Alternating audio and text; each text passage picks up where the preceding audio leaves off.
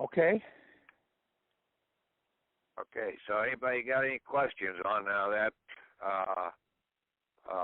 Postmaster General? It seemed pretty clear to me. I just got to get down to doing it. Okay. Yeah, I got. Let's see if there's anybody else out there. Yeah, it's me, KM. Yeah, I have a couple questions. My situation is a little different. I remember when we spoke yesterday about those particular items that we had faxed to those particular entities and offices. I had a reply back from an inspector general, and sort of a nervous type of comment because he left it on my answer machine. He was telling me not to contact any other postmasters about it because all the paperwork had been filed to the proper offices. Now, I'm led to believe that worked, and it appears that it's like all on me to transfer my funds to any commercial bank from this point on. But I don't know how everyone else's situation came out, but mine, it looked like it's clear as day because all the offices are on notice of my particular accounts and what they're worth and what's in it and what's at the Treasury Department and what's at the state's office of my birth record. Are you saying that this new package today you've already sent in? And oh no, I was talking about the old one, the one. Okay. The one we spoke about yesterday. The revocation, the stuff to the DTC. It was to. Let me look it up right now. It was to the. It was to William Campbell and Donahue, Secretary Yu, Secretary Liu, and another office. The one that I posted up earlier last week? No, it was last year. Oh, last year. Okay. Well, basically that didn't have all of what this has in it right now. Right. Basically, I did mine a little different. I had got a notary, and I had got a signature when I had sent it in. So that was the tribunal right there. It was 3 people all in that one document. So maybe that's why mine worked, but that's what I did. Mine was a tribunal. It was 3 people. Okay, but you haven't gotten anything back out of them yet. Yeah, I got that call. Just a call. Okay. Yeah, Inspector General, pretty nervous, telling me that I have an account. Yeah, this is what it's worth, and not to tell any other postmasters, because I think the one that I sent it to, she might have messed up and did something wrong. Mm-hmm. Oh, you got your state EIN and your foreign grantor trust EIN yet? Yeah, I had that. I had that last, really almost 2 years. Okay. Most definitely. I've been for a while now, and it's about time it's cashed in. Okay, so you just got the message. You haven't really talked to anybody in the Inspector General's office or anything like that. Yeah, I spoke with him, but he won't return any of my calls now. I keep calling him and calling him. He won't. So I'm almost positive. It's I know it's there. It's just me accessing it and transferring it to a commercial bank, whatever amount I want. That's what it appears to me. Okay. Well, it sounds like he knows it's there. You know it's there, but by his not answering the calls, he's not going to help you get it until you enforce it.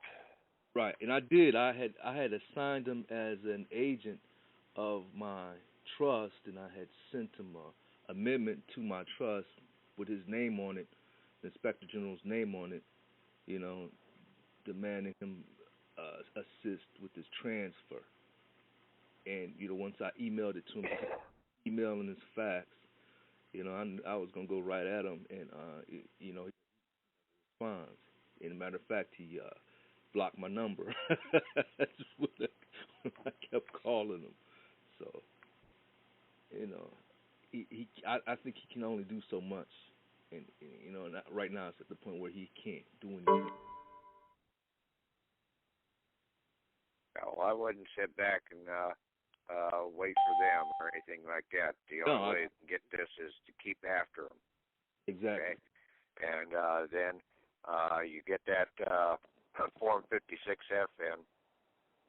You get that sent down to, and you can send this back through your AIQ office there at your state level of the IRS. Okay? Get that in there, and also send it out to have them either send it down or to Austin, or you basically send it out both ways. Okay, send it to your AIQ office, and then also down to them. Now you turn around, you start doing your 1099 OIDs and putting your claims in, getting that funds. Right. That's what I'm missing. That's what I need to do. Yeah. Yeah, they turned around and they sent me 1099 DIVs instead of 1099 OIDs. And so I had to turn around and send them back, or send another request in, and I still haven't gotten those yet, so I can't, I'm unable to submit any right now. But I would be hitting up that OID the way I talked about that before, and you put down your address, and you can put down as the clerk of the court, whatever, and you your federal identification number is your number. Right. And then you turn around and do all your receipts that you have that you paid out of your back pocket. Okay? You're the banker now. Okay? You're the private American International banker and trader. And you're going after your discount, original issue discount that basically they've been holding from us for all the money that we paid out. Right. Now we can go after them. Right. I got another case too. I had a case plaintiff, then I had another case where I was a defendant, then I switched it over and turned into the plaintiff in that particular case, and I threw in a counterclaim for quite a bit of money. I'd say over $1 billion. Well, you don't get too carried away on that. It was too late. Okay? This is too late. This happened in 2012, and I already put in financing statements against the particular entities and all that good stuff. And then but the first thing I did, I put in my birth certificate bond as collateral, and I used that to pay off the claims, the damages that I put in as a counterclaim against those particular parties. So they didn't have to pay anything. I just used my own bond. So I did that, and I balanced the books in that way by sending them a money order from the particular bond that I submitted, which was the first document I put in the case. Yeah. So it balanced, of course, and they sent me the check back. They sent you a check back from the court? They certainly, the check that I gave, or not the check that, the money order that I had submitted to them, they sent it back. They sent it back. Did they send any money with it? No, but they sent back that money order that I gave them. And I called them on it, and they said, yes, we balanced the books. I said, well, if you balance the books, I'm supposed to have a check there waiting. Is there a check there waiting with this amount that I just paid this off from my birth certificate? Well, see, they're basically setting things off, but they're not paying all that they're supposed to be paying. Right. Okay.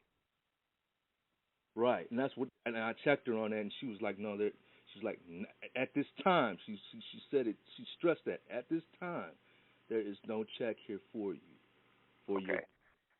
Okay, so that's all in the past. Okay. Right. You need to get that other. You need to get that other package that that court document that I put up earlier last week, and go after the Secretary of State, the Secretary or the Treasurer of the State, the Attorney General. You place them on notice, and basically you put your claim in against them. Okay, they're operating in fraud right now. It's conspiracy to defraud you of your assets. Okay, you've gotten some remedy, and basically by doing the countersigning on the documents, we've already started getting remedy out of some of those too. Oh yeah, okay? By the way, I countersigned all my documents too. I've been doing that for a long time. Okay, so, on the back, yeah, you do the countersigning. Right, I use a stamp. It's like an acceptance for value, right? But it's really a countersigning, and you're now sending it back across the counter to them. Right, exactly. And every time I went in the court when I was the defendant in this one case, I was the first one, and there was quite a few times where I was the only one. So you know, and they were always nervous and shaking and nervous looking. Yeah, basically, if they proceed to cause any harm or anything against you, you turn around and you have to allege conspiracy to defraud, right, and that they are using counterfeit instruments. I did that from the beginning. That was like the first time that they arrested me on a trumped up charge. That first week is when I got them. I didn't stay off of them. I submitted, I'd say, over 100 pages of documents in that particular docket. So, you know, they already knew I was serious.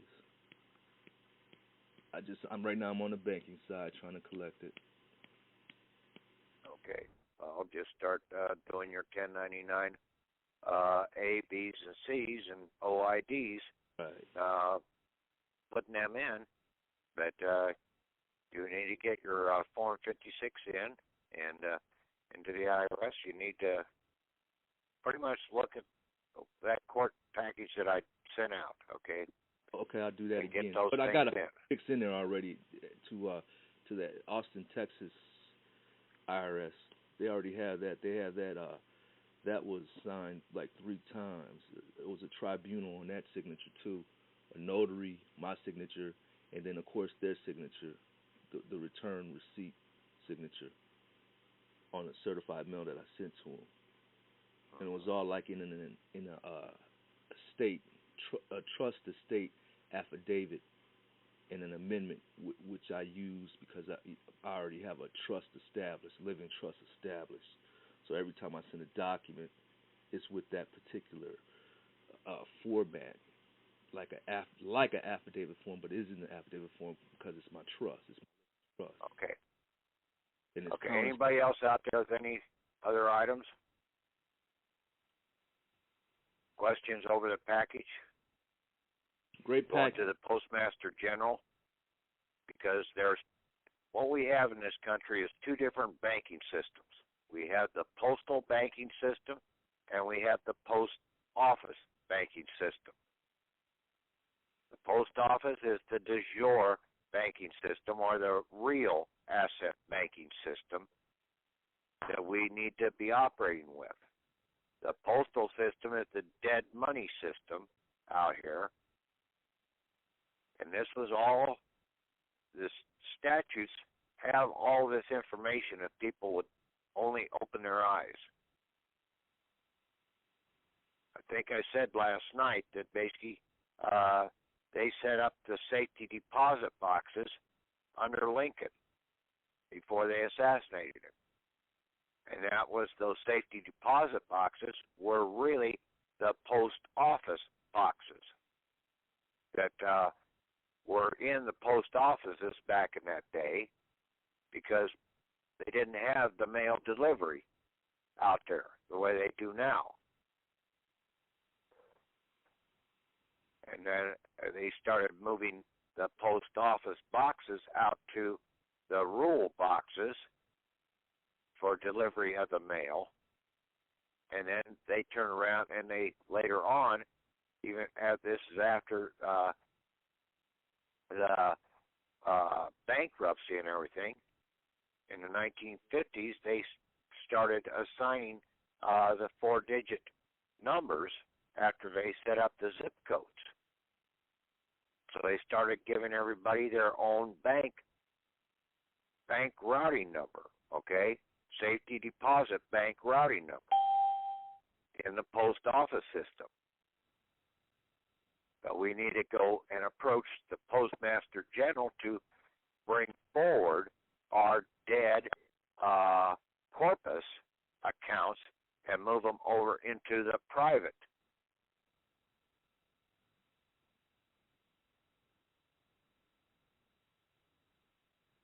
So that's why we need to go after the Postmaster General in this process, because he is the de jure banker, or he is the civil banker of the country.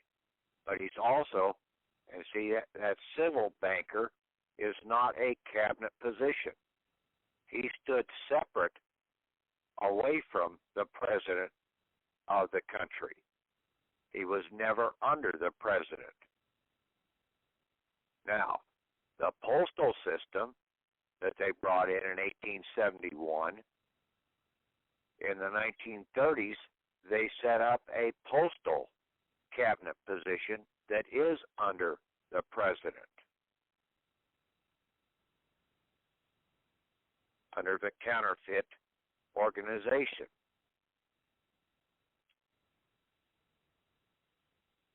But you have to allege, and you have to be ready to stand and send these things out, okay? If we don't get any response, then the next item will be that we will put out a submission to the U.S. Marshals to go and collect that, and we'll also send into a civil court action. And it might be that we just go to the the United States International Trade Court in New York City,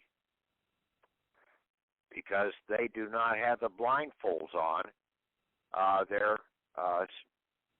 emblem of justice there, and they also deal in civil matters.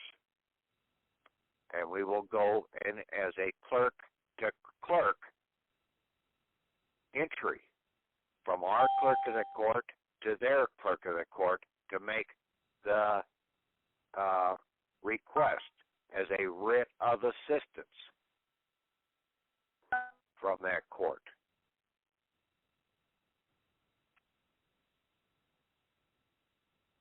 And then if not, we will go to that international court in The Hague.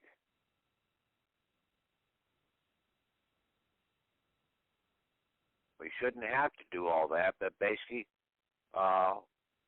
you got to be ready to do all this and do it as fast as possible after they deny you within 3 days' time.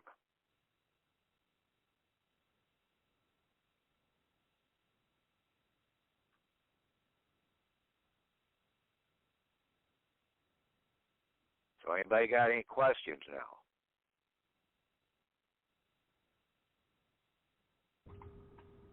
Hello, Pat. We do the burning match theory. We're getting ready here then, right? What's that? We have to be ready to do the burning match theory. Yeah. If you got documents out there like your bankruptcy and everything else, your mortgage, you need to get those countersigned and get them out there as quick as possible. Right. See, that was supposed to be done about 2 weeks ago when I was talking about doing the countersigning. I know, but I was moving, so I still am unpacking. Damn it.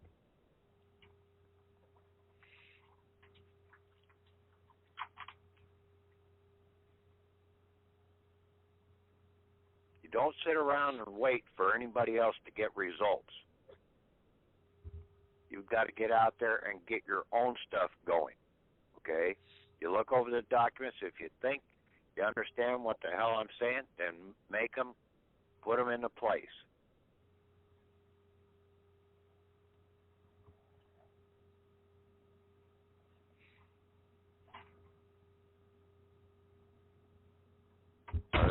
I've listened to the audio again from last night, and basically that should cover just about everything that needed to be addressed.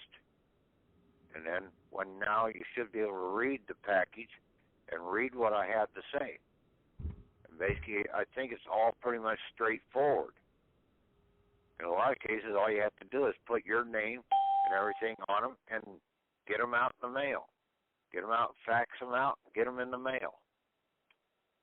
Okay. I think it was Corey in the Skype groups who said he was going to transcribe last night's call. You really gave us a whole lot of detail there. And it kept flying by, and having it in writing will be very, very helpful.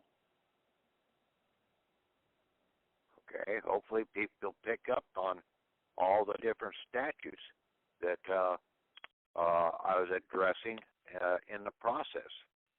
Yes. They're all out there if you go out and look for them. You see, most people out here have been looking at all the wrong statutes, and then they go and look at all the codes. And we've got to stay away from the codes because those are all counterfeit laws. You cannot deal with a counterfeit.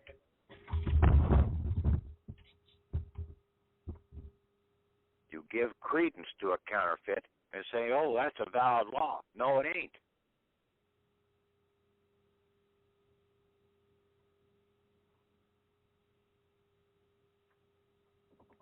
Yeah, but you asked us to do countersounds and countermands, but that's not the same as giving credence.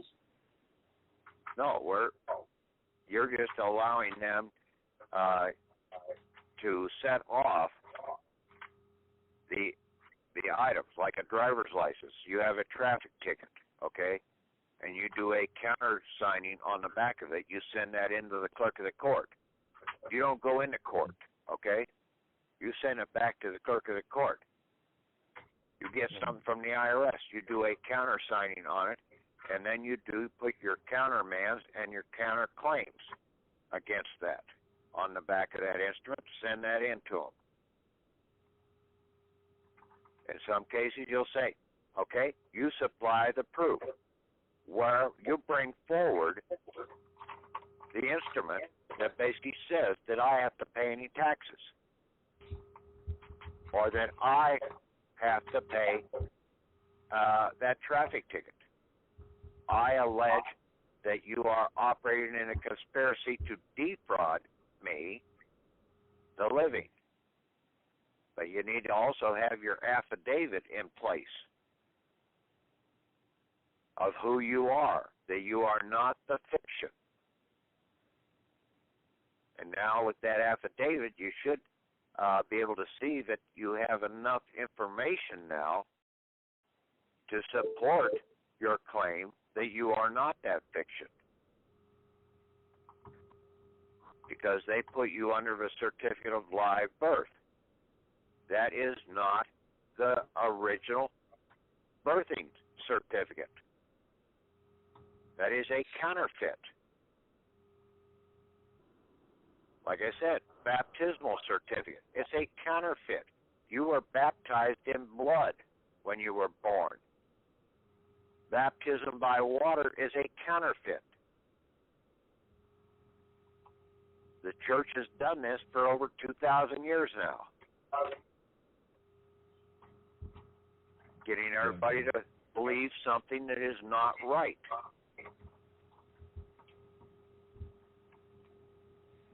And the people haven't stood up and questioned it in all the regards that they should have.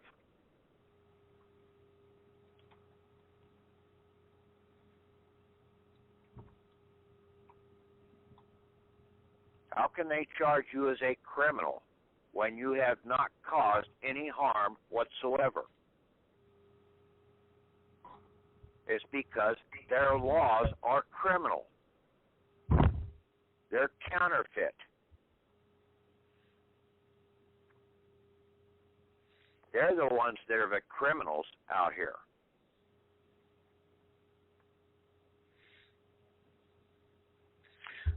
Patrick, the affidavit you just referred to, is that the affidavit of the living individual? That was the affidavit that I posted up there about 2 weeks ago or a week. Oh, okay. The counter affidavit. Yes. Okay. And that affidavit gets sent in with your papers? Yes. Okay. So you do the American Counter Affidavit. And you send a copy of that along with when you go into all these civil offices. And you need to approach these guys in their civil office capacity. Okay. Where would, if you're doing a 1099, where would you put your EIN number if you're going in as chief clerk of the court and you're using your PMB? Where would you put your EIN number? And the account number down at the very bottom on the 1099A, B, or C. You shouldn't be doing too many B's, but the A or the C or the OID. You put it down in the account number down below. If you already are using an account number for the instrument, would you then just you would put it in the description block. Okay. All right. Yeah. All right. That's good.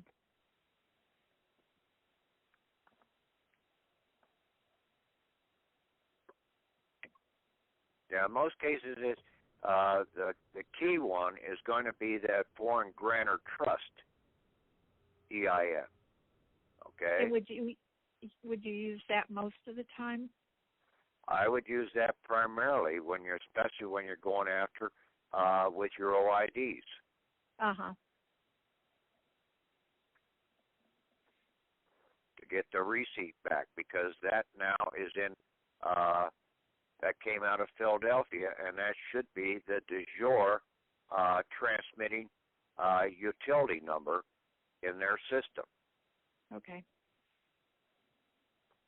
Transmitting an account number, yeah. And anything associated with clerk of the court, you would use your 98 number. Well, no, when you sign as the clerk of the court, okay, you put down your PMB number, okay? That's your private mail bank number. And you won't need to use an EIN number in that. No, you don't need to put the EIN on there except where I call out on the documents needing to put down the EIN as the defendant or whatever. Okay. But you are the private banker, okay? So you use your bank routing number as the bank number.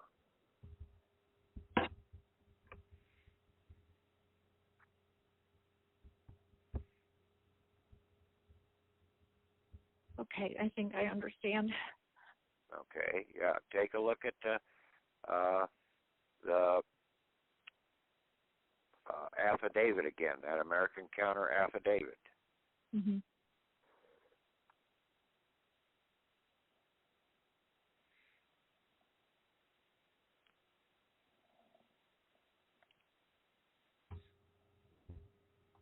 My computer isn't cooperating, so I've got to work on it again tomorrow. Okay.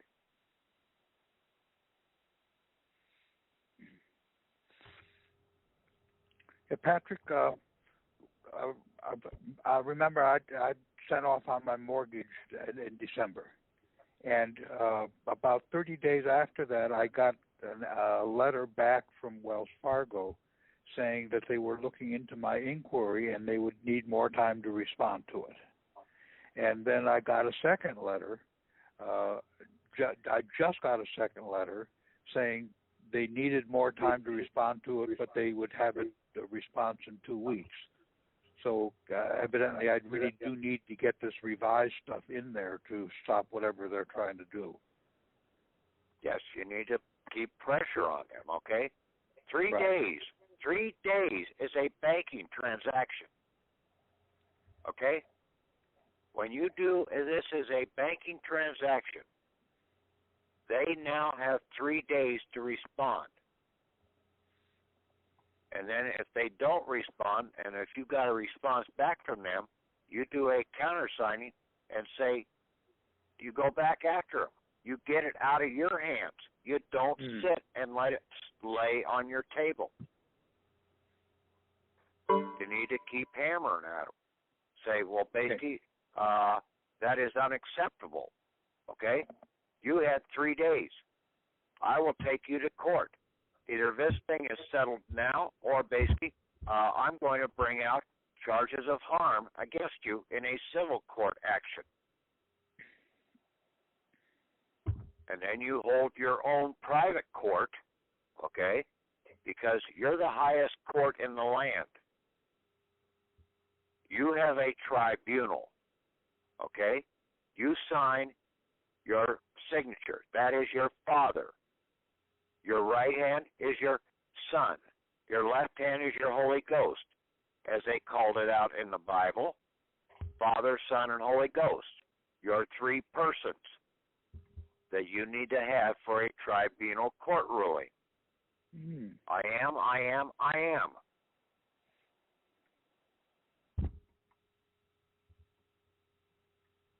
And then if you had that original seal that I was using about a year and a half ago or 2 years ago, the tribunal seal, you use that one for your court, for your judge's signature. If you've got the later one with the executor one, then you would use that for your clerk of the court, because your clerk of the court is an executive office of your bank.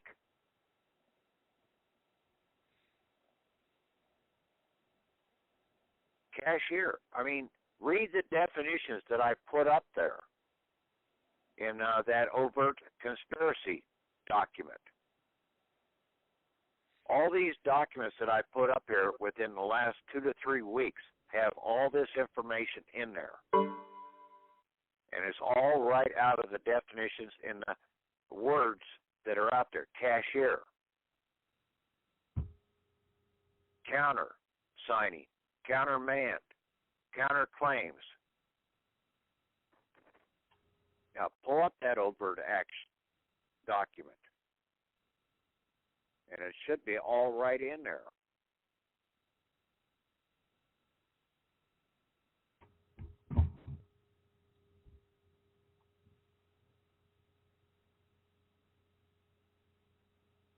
Any other questions? Yes. Can you hear me? Yeah. Okay. It's Libram.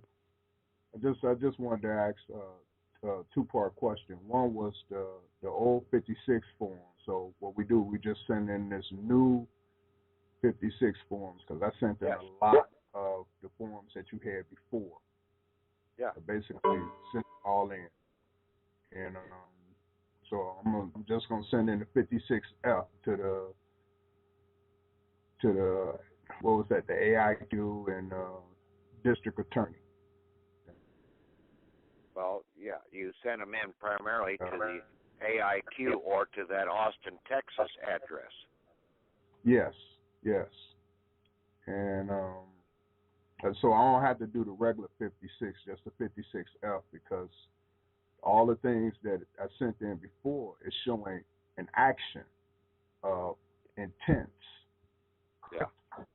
Okay, so I just wanted to be clear on that. And plus, yes, I did look over your new zip file, the postmaster, and all of that was self-explanatory. It was pretty easy,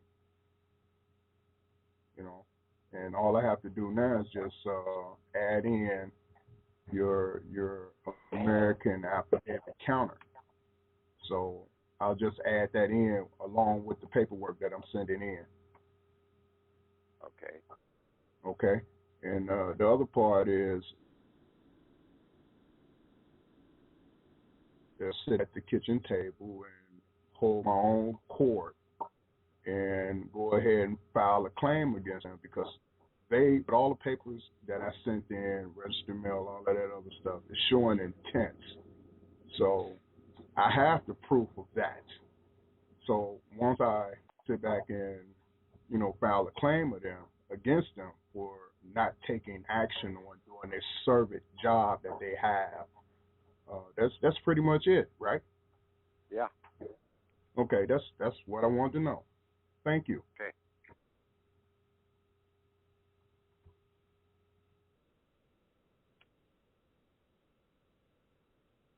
Yeah, it's that Counterfeit Plus document that I put up there. I think the latest one that I had up there was Rev 4, up there talking about the different items, okay, from the word behind, okay, and all the way through cashier and what the definition of cashier is in out here, and that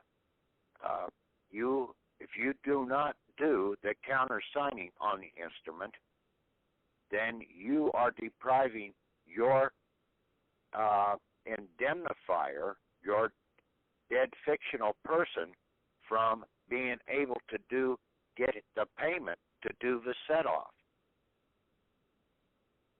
for you, because you're supposed to be the indemnified. And all these counterfeit and criminal courts are sitting there, and they're looking at these pieces of paper that we like the traffic ticket. If you don't send the clerk of the court's copy back to them with a countersigning on the back of it, doing the set-off, then the funds can't come out of your indemnifier's account to make the payment for you, the indemnified. But that does not prevent you from doing a counter claim of harm against them.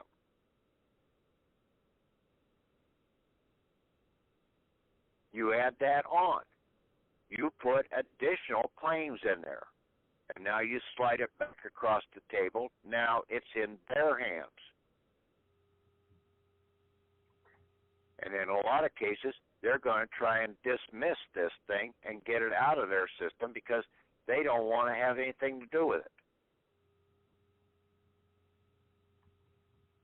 Isn't that kind of hard for them to do when they already have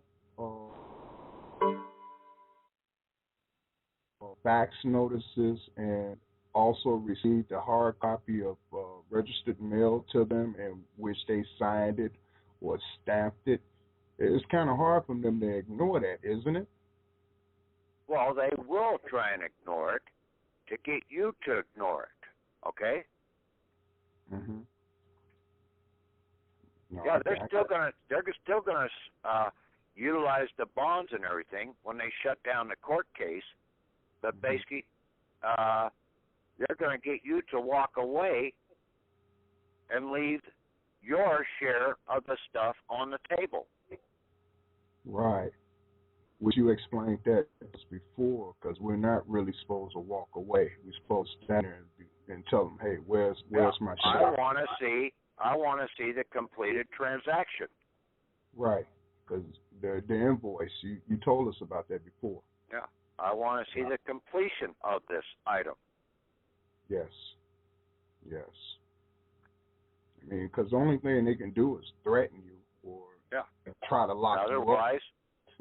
Otherwise, we will turn around and we will submit the 211 and the 3949A and the W9 in against them into the CID that they are basically not paying their damn taxes. They're the ones that owe the taxes. And they're operating as a racketeering organization out here in the process. Okay. That sounds great. They are trying to be a benevolent, okay? BENEVOLENT.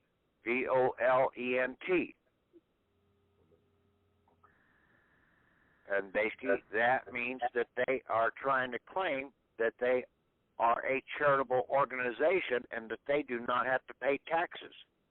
But they're not operating that way. They're operating as a for-profit organization, and they owe the taxes, not us.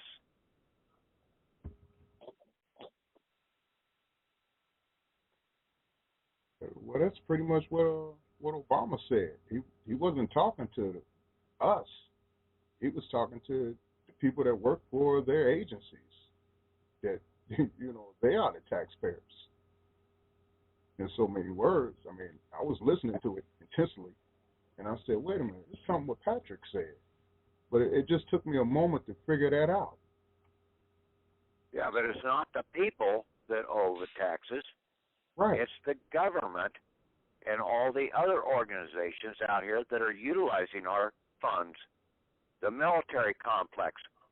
Mm-hmm. They use the military, the DD-214, the royalties that the military people are supposed to have. The Veterans Hospital, they turn around and they're accessing the funds constantly of the people. The government has no damn money, period. Right. They have no assets. They have to trick us into writing bonds against our assets so that they can operate. Yeah. Or It's all a big scam. Yeah. Or trick us to get us to write against ourselves unknowingly. Yeah, and then get you to basically die, and then they'll pick up the account and utilize the assets for about 10 years after you die. Yeah. I remember that too. That's why I'm trying my best to deal with See, a fiction can't own anything, but yet they're siphoning off our labor out of our back pocket. That's why all the vampire movies were out there, because they're sucking the lifeblood out of the people. Yes, they are. I don't know how many damn movies out there. I mean, every year there's about 3 or 4 of them that come out trying to explain this to people, but people can't see what the hell that this is really going on.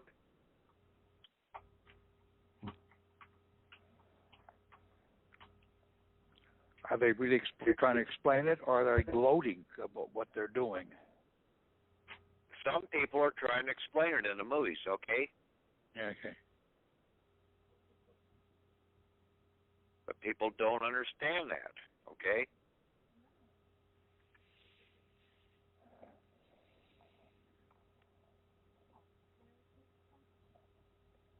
And people try and give up and do paperwork in the court, try and make them the fiduciary. No, they're not the fiduciary over our accounts.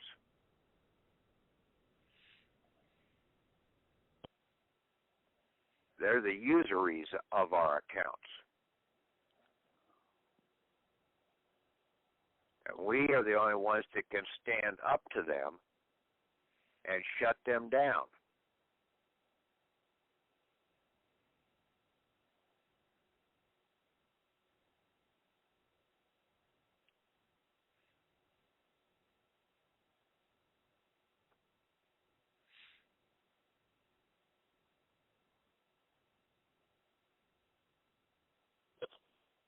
Patrick? Yeah. Marshall. I re-listened to the call last night, and I have one question for the new people that are out there. You made the comment that if you didn't have your foreign grantor or EIN, that you should just go ahead and use your Social Security number then on the 56F. Did I hear that correctly? Well, on the 56F, okay, you're putting that in against your dead person, okay, the head person. Now, if you don't have your Form 56F, then you would not complete line 16. Okay? You either, on the first line on that Form 56F, okay, you're going to have, like, your all-capital name person. Now, you're either going to use your estate EIN or your Social Security EIN. That would be in block 2 then, where it says employer identification number? Yes. Yeah. Okay. But you need to try and get at least the estate EIN. You need to declare that guy dead. Okay. Because now, then you can start, now you become the fiduciary over that dead estate. And if you have a problem trying to get the estate EIN at the local level, lower level, you just need to keep on the phone and have it moved up to a higher supervisor. There is someone up the line there that knows what the hell we're talking about. Okay, so then if you have your EIN number and your foreign grantor, then you fill in line 2 and 17 then. Yeah. Okay, because they weren't indicated on the form when you had done yours. Well, I tried to, when the template that I put up there, I tried to address that basically line 1 was the estate. And you did all that, but line 2 and 17 were left blank, so that's right, because you would put the EIN number for those two accounts, either the estate or the foreign grantor trust EIN. All right. Now I noticed that on the Form 56, on other things with your countersigning, you were saying to be settlement in American-backed asset dollars, and I didn't see that in any of your forms. We don't need to say that on this, okay? Okay, I'm just clarifying that. The other thing I wanted to make sure that's on the call here is that the audio between you and Chris was posted in the link site on checking out the conference calls. So if people want to listen to that, that's where it's at. It wasn't posted in the regular site, but I did find it. Okay. Yes, I posted the file over on eConcurrent, but I posted a link to a link section. And Patrick, the call that you tried to transmit to me today basically stopped after 70%. It took an hour to get to 70%. So if you could send it to me if you could send it to me in email, I can get it up there. It was just that other call. I just tried to streamline it down to from the 56 meg or whatever down to a 40 or a 9 meg file, so that people could download these things a little faster. Okay. If you convert them into a WMA instead of using the MP3, it'll go a lot faster. Okay. So it's the same call, or you It's the same call. Yeah, I just renamed it. Okay, and then I was trying to get it over, but it's Skype was slow today and everything else. So. So if it's exactly the same call, I can go up to Zamzar and convert it to WMA if you think that'll help people. I can do that.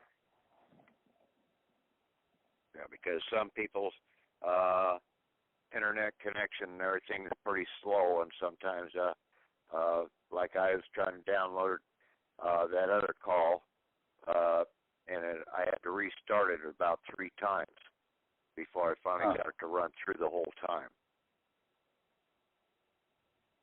Okay, yeah, I can convert that to WMA. Yeah, where if it would have been a smaller file, it would have downloaded and then faster. Well, I think Skype was having problems today, and that is we've been Skype seeing and that. internet, both of them are a little slow. But when you add Skype's problems on top of the internet problems, they become real problems. Yeah. And we're finding that when we try to transfer files in Skype, sometimes we do have to do it 2 or 3 times. It's no fun. Okay, sorry about that. Okay, anybody else have anything else out there? In the understanding of what you are as a court, or you are as a banker, or you are as a store owner, a trader? I have a question. See, this is what Jesus did. He turned the tables on the money changers in the temple.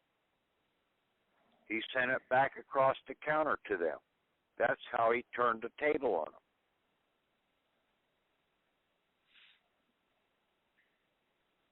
But everybody wants to see violence. Oh, we got to have blood and guts. We got to have violence. So they rewrote the story to put all the blood and guts in there because that's what sells. Understanding the law does not sell shit. They don't want you to understand the laws. They want you to fight the laws. Then they're able to control you a lot better.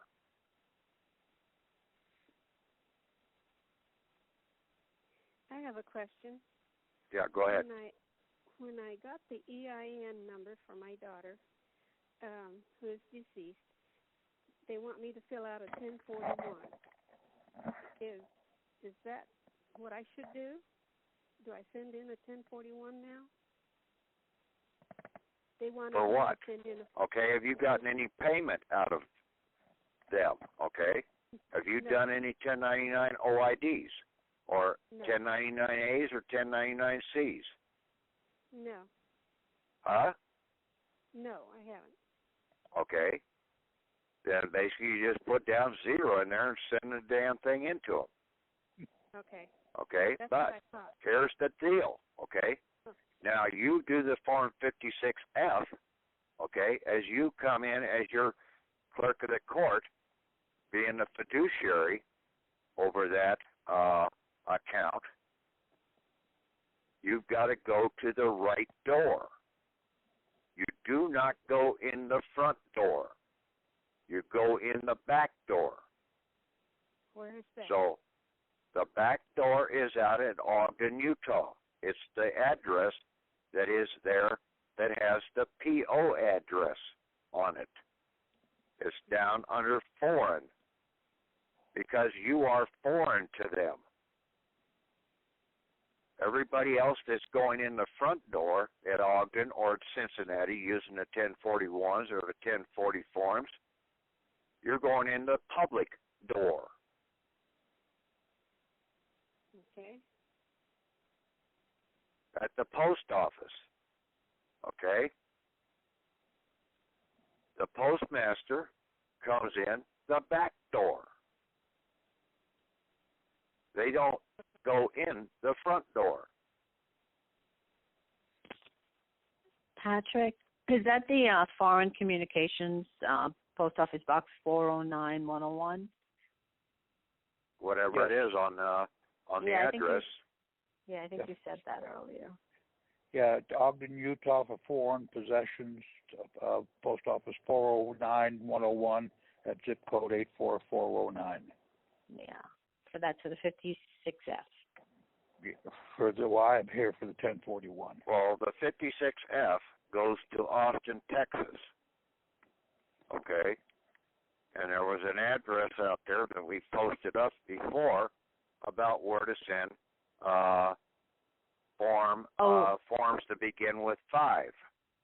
Oh, yes. It's the Post Office Box 934, Stop 105, Austin. Okay, cool. But you also are supposed to send a copy of that to your AIQ office, your local AIQ office.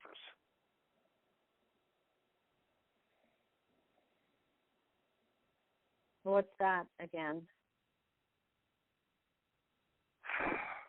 AIQ. I can't remember what it was. I know I had it up on the group site there before.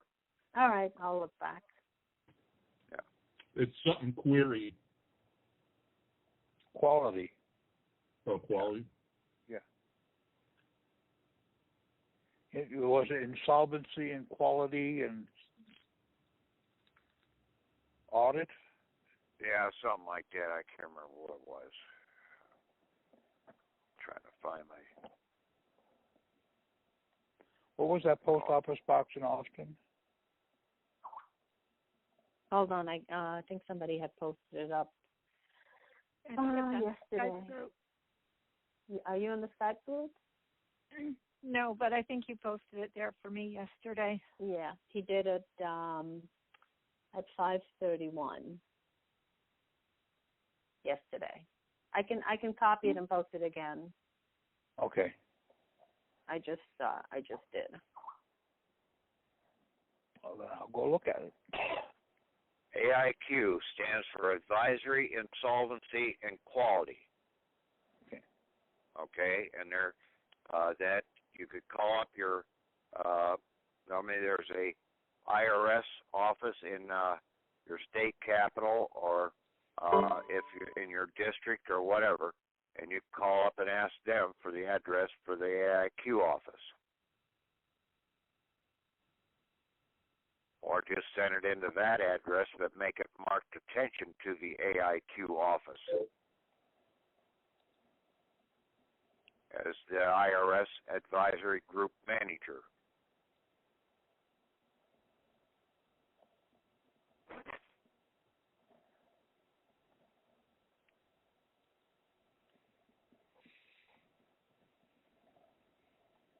Okay.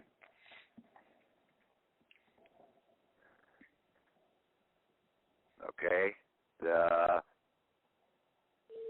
where you send your Form 56F, it's P.O. Box 934, stop 1005, Austin, Texas 78767.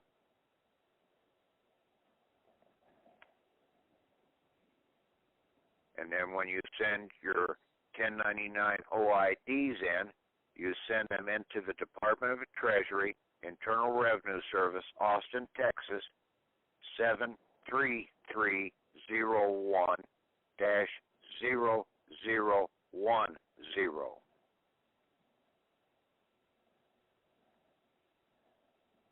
Okay, and then when you do your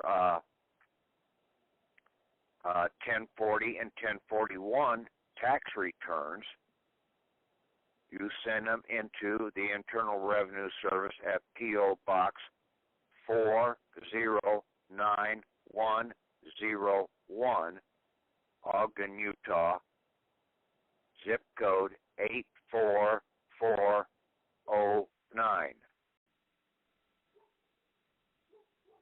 Those are the back doors that we need to go to, because we're in the private. So if I take a bunch of like say grocery shopping bills, receipts, I do an OID on that, and then I send it through the back door, the A copy, 1099-C A copy through the back door, and then I do a 1041 to claim it. Right. Because the OID means I already out of pocket. You're sending the red copy into right. that Austin, Texas office. Right. Okay. Yeah, because I already paid for all that stuff. Uh-huh. And then I have you to would claim send it. your B copy into like Walmart or whoever. Right. That you have put the OID against them. Uh-huh.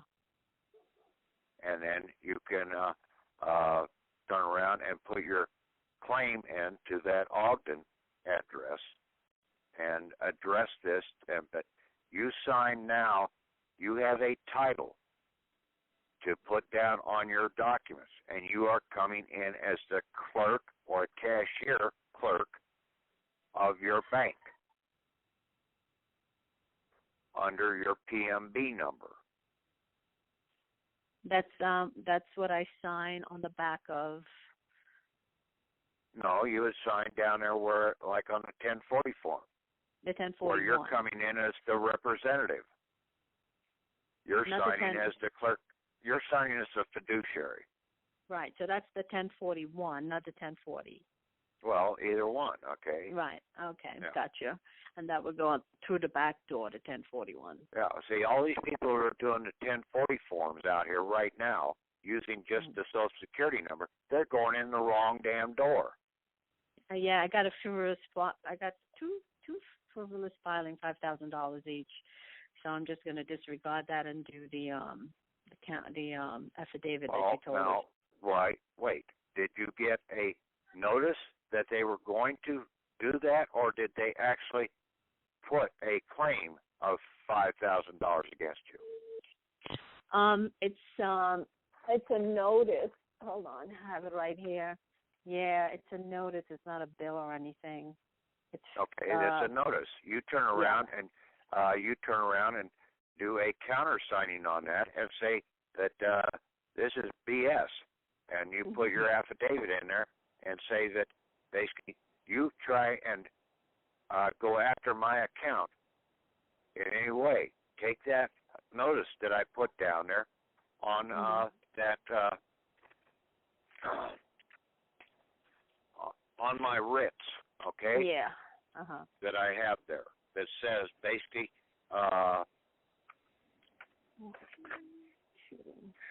read it. Yeah, I downloaded notice and warning to public, civil, and counterfeit service agents. After service of this writ, if you continue to unlawfully access the American property, you will have committed equity and civil trespass in the first degree, conspiracy to defraud and counterfeiting. And this is an act of treason and war. You place them on notice. You rewrite that and say something like that back to them. Yeah, I have gotten 3 of them. There's 3 of them, and they're okay, threatening. but you need to turn around and you need to place them on notice. Throw your affidavit in there and say, basically, I'm the living, and basically you come after, send any more shit to me, and I'll come after you, and I'll take you into a civil court. Oh, you've got their numbers and everything. Okay. Yep. Employee identification number. You can file a claim using the 211 form and the 3949A and the W9 form against them. All right, so I'll do the affidavit, and then I'll countersign the back of it, like what you use your example, but tweak it, and I'll send it back to this agent with his identification number. Yeah, and I'll have to listen to this again. Yeah. Well, and you could send that into the postal inspector or to the Treasury Inspector General's office. Oh, a copy of this. Yeah, the Treasury Inspector General's office is really, he is sitting over that CID, the Criminal Investigating Department. Okay. So if you don't have the fax number for the CID, basically you can go right to the Inspector General and put a item in there. Send a copy of your affidavit into the Inspector General. Let him know that you're not the damn fiction out here, and you're going to start standing up to these guys. The more people start standing up to them, basically the sooner we can start getting these guys to back down. Now, I have a little question that's off the topic a little bit. I'm helping out a friend in the garage with his business, a startup of business, and he wants to give me a 1099 form. I told him I have a foreign grandma's number. So eventually he's going to ask me, because he's a lawyer, but he's starting up his own business. Eventually he's going to ask me for my SSN number, and I said, well, I don't. No, you don't give that to him, okay? No. Yeah. So you better find out whether he's a friend or basically an enemy. A shyster. Yeah, he's I'm just helping him out, like, fill envelopes, sending out stuff for him for his business that he's starting up, and he says, if I make more than $600, I'm gonna have to give you a 1099 form. I said, well, I have a foreign grantor's number. You can use that. Yeah, you're not going to do a W-9 or a W-4 form or anything like that. Right. Say you're an independent, and basically you get paid in cash. Yeah, he wants to give me a check. I'll have to figure that out. Yeah. All right. Should you give him a W-8? Telling me better start listening to this call and really start finding out what the hell's really going on. Nah, he's another deer in the headlights. Yeah. Yeah. I'll mention it, but okay, thanks. Okay.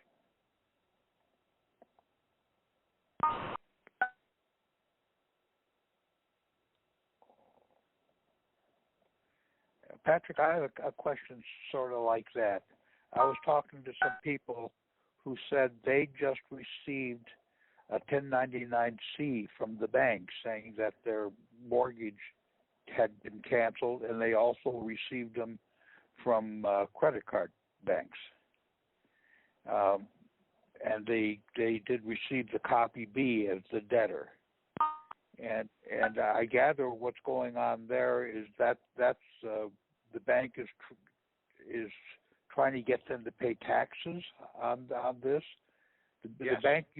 The bank used the event code F, which is by agreement, and also H, which is the expiration of the non-payment test period. And the guy said yes, he had not paid these things in 3 years. Yes. So they're trying to get you to pay the taxes for them. Okay, that's what I figured it was. Yeah, they've gone in and claimed your assets that basically were supposed to be paying for the house to begin with. They got the property back, right? I don't know whether he's still holding on to it. He said that all of a sudden he's not getting any bills anymore. Okay, they've tried to, and they're going to try and end up taking them into court. They're going to get the money out of the account, okay, and then they're also going to try and get the property. Okay, because the people don't know that people do not know the damn banking system, the monetary system in this country. Right. Yeah, my understanding was is they may have discharged the debt, but they would still foreclose on them on the lien. Well, they may or may not have, okay? That's what they do in Colorado to a friend of mine. Yeah. Okay, I understand it now. Yeah, but see, the damn mortgage was supposed to be paying all of that because they've utilized the assets of the people in the process. The bank never had any money to begin with. They couldn't loan you anything. Right, federal law. Right in the mortgage papers, it says that they only loaned you credit. Yeah, they basically turn around and borrow the credit from you, as you signed on that mortgage as the creditor. You signed on the right-hand side. Mm-hmm. Then they turned around and they tried to loan it back to you, okay, making you the debtor, a false debtor in the process. Mm-hmm. And you're to pay them back in dollars. Yeah, you're to pay them back in stuff out of your back pocket. Right. Your labor, your blood. That's why I call them vampires. That's why the movie industry calls them vampires. So wouldn't you just say that whole mortgage is fraudulent? No. You have to know how to process it. After 3 years, it's fully paid for. Right. Well, I was talking to Chris today about the mortgage, and we were looking into the transfers from, this is a HUD 1, and we were looking into the transfers to the title company.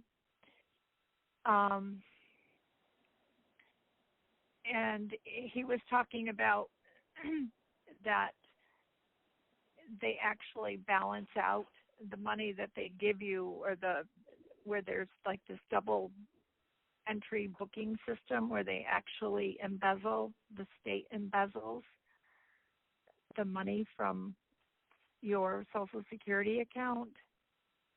Do you understand that? It's all debt money in the Social Security side, okay? Okay. Yes, the Social Security side is all debt, okay? Your real assets are under the Certificate of Live Birth. Okay. Okay? And all that stuff under the Social Security number is counterfeit money, debt money. All right.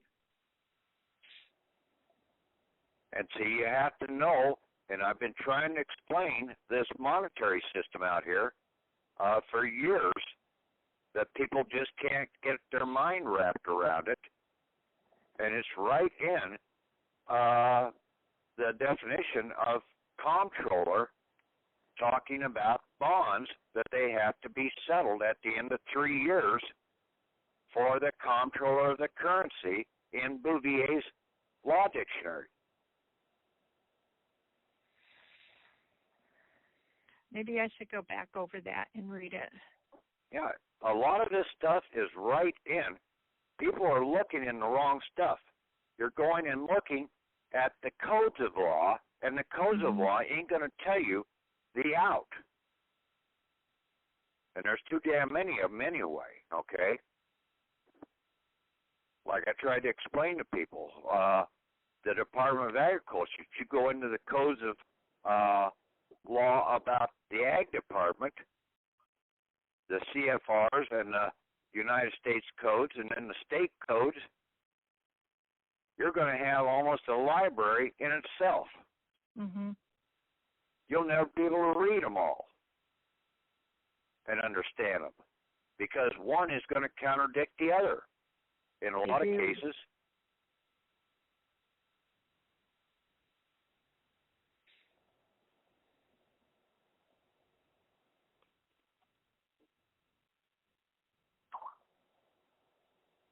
Just like religion, all the different interpretations of what the Bible says, and they've all got it all wrong because they want to control you.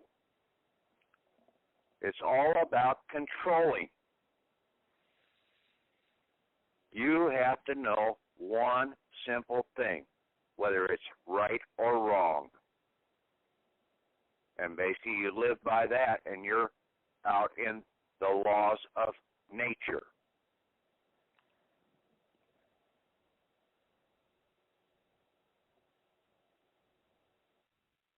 Not natural laws, but laws of nature. Mm-hmm. And see, that's where we came from, was from nature.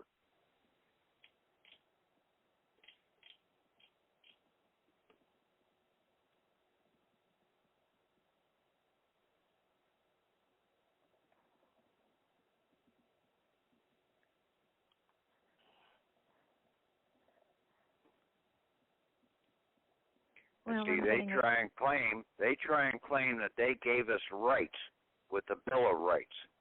No, the Bill of Rights were restoring the rights that they tried to take away from us in the Constitution,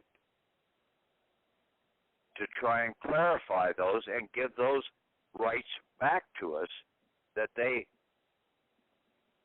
took inadvertently in the writing up of the Constitution. Perfect example of that is the 11th Amendment. It gave us our court of equity back. I've been to every court out here, and basically they all come back, and they say, we cannot do what you wanted to do. Well, I was wanting to do equity. They cannot do equity. We're the only one that can do equity, because they're fictions. Right. Fictions cannot deal with real equity.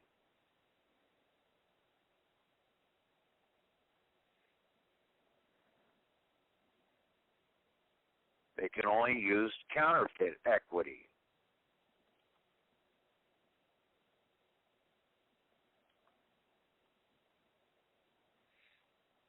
Okay. Any other questions there?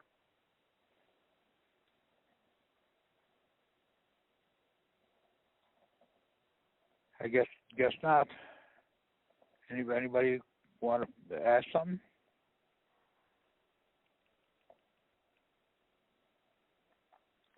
Okay, I guess go ahead and end it, and I'll try and keep it posted if I hear anything. Okay, very, very good. And Okay. I get your point that we all need to start following this, because until we start bombarding them, they're going to find it easy to ignore one or two, but maybe not 10 or 12 or 20. Well, but like I've said before, okay, I've watched movies, okay, and like Forrest Gump, I had to watch the thing about 6 times before I was sure that I understood everything that was going on in that movie.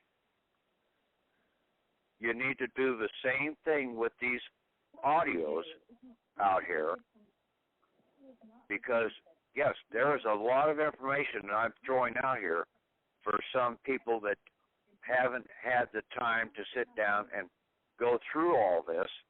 You need to take the time and now listen to that and take notes and run through it more than just one time and think you've got it all, okay? That's the problem with most people who watch movies.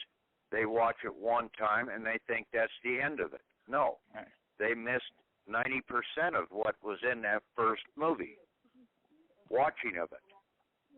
Yes, and now, when you play it, it, when you watch play back it the next time, then you pick up a little more, okay? And when they play back the call, they can stop it at any point to make sure their notes are very clear and go back. You can do that same thing in a movie if you download the movie, okay? Right. Very but good. Then you're starting to look at what you're really wanting to hear, okay?